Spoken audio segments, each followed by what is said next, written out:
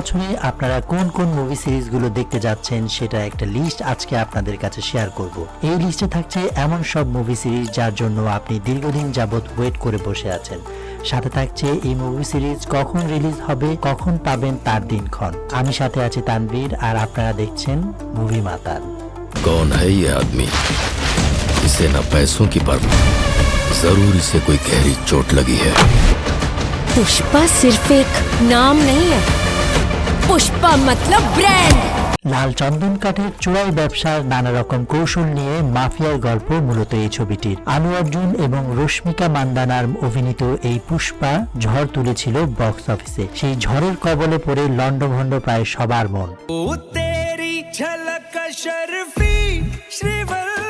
এই গান কেড়েছিল প্রায় সবার মন, আর বহু প্রতীক্ষার পর অবসান ঘটিয়ে ঘোষণা হয়ে গেল আলু অর্জুনের পুষ্পা 2 মুভির মুক্তির তারিখ। 5 ডিসেম্বর সিনেমা হলে চলবে এই পুষ্পা 2 মুভিটি। এই পর্যন্ত ওয়েট করতে হবে আপনাকেও। পুষ্পা মুভিটির বাজেট ছিল 193 কোটি, আর পুষ্পা 2 এর বাজেট প্রায় 400 কোটিরও বেশি। কি পরিমাণে অর্থ ব্যয় করা হয়েছিল এই পুষ্পা 2 মুভিটির নির্মাণে তা কিন্তু আলু অর্জুনের এই গেটআপ দেখেই বুঝতে পারছেন।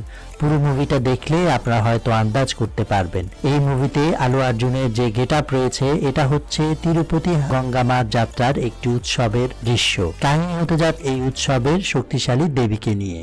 অলরেডি দর্শক প্রিয়তা অর্জন করে ফেলেছে লাকি ভাস্কর নামে এই মুভিটি। হিন্দি ডাবিং অনেকেই অলরেডি পেয়ে গেছেন নেট দুনিয়ার মাধ্যমে, এবং সেই সাথে কিছুদিন পর হয়তো বাংলা ডাবিংও পেয়ে যাবেন। অফিসে একটা প্রমোশন পেয়ে যাবে এই বলে এলাকার সবার কাছ থেকে বেশ অনেক টাকা ধার করেছিল এই গল্পের নায়ক। দুর্ভাগ্যবশত সেই প্রমোশন তার আর হলো না। এটা নিয়ে সে খুবই অভাবে তার জীবন যাপন কাটতে থাকে। তারপর সেই অসৎ উপায় অবলম্বন করে কয়েক বছরের মধ্যে মহল্লার সবচাইতে ধনী ব্যক্তিদের মধ্যে একজন পরিণত হলো। কিভাবে সে উপার্জন अगले महीने प्रमोशन मिलने वाला है।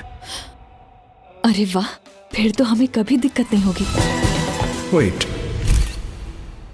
असली कहानी तो अब शुरू होगी। করলো এত কোটি টাকা এই গল্পের মাধ্যমে, এটাই হচ্ছে আকর্ষণ। লাকি ভাস্কর মুভিটা ডিটেলসে বোঝার জন্য চাইলে আরো কিছু মুভি সিরিজ আপনি দেখে নিতে পারেন। বেশ কিছু বিষয় রয়েছে যে জানা থাকলে আপনি এই পুরো মুভিটা সম্পূর্ণভাবে বুঝে উঠতে পারবেন। দেখে নিতে পারেন অভিষেকের দ্য বিগ বুল, প্রতীক গান্ধীর স্ক্যাম 1992, সাইফ আলী খানের বাজার, বিপাশার কর্পোরেট এবং 2006 সালে রিলিজ হওয়া মুভি গাফলা।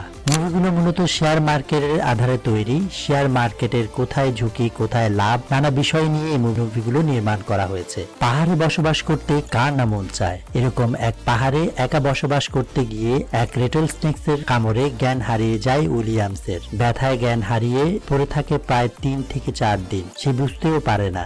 জ্ঞান ফেরার পর সে উঠে দেখে তার তো কিছুই হয়নি, বাট এর মধ্যে মানুষ একটি রহস্যময় অসুস্থতায় পড়ে প্রায় সবাই মারা যায়। তার পরিবারও সবাই মারা গিয়েছে। সবাইকে হারিয়ে সে চরম একাকিত্বে পড়ে যায়। পরে সে বাধ্য হয় এই পৃথিবীতে আবার নতুন করে মানব সভ্যতা গড়ে তোলার দায়িত্ব নিতে। সাইফাই এই সিরিজটির নাম আর্ট অ্যাডিবস। কাহিনী এবং এর সিনেমাটোগ্রাফি চরম লেভেলের। আশা করছি নেটফ্লিক্সে হিন্দি ডাবিং পেয়ে যাবেন। আজকের মতো এতটুকুই। এই লিস্টে 2 নাম্বার ভিডিওটি করব কিনা সেটা আপনারা কমেন্টে জানাতে পারেন। যারা আমার চ্যানেলে নতুন এসেছেন অবশ্যই চ্যানেলটা সাবস্ক্রাইব করে বেল আইকনে প্রেস করে রাখবেন পরবর্তী ভিডিওগুলো পাওয়ার জন্য, এবং চাইলে আমাদের টেলিগ্রাম চ্যানেলে জয়েন করতে পারেন। লিংক ডিসক্রিপশনে দেয়া থাকবে।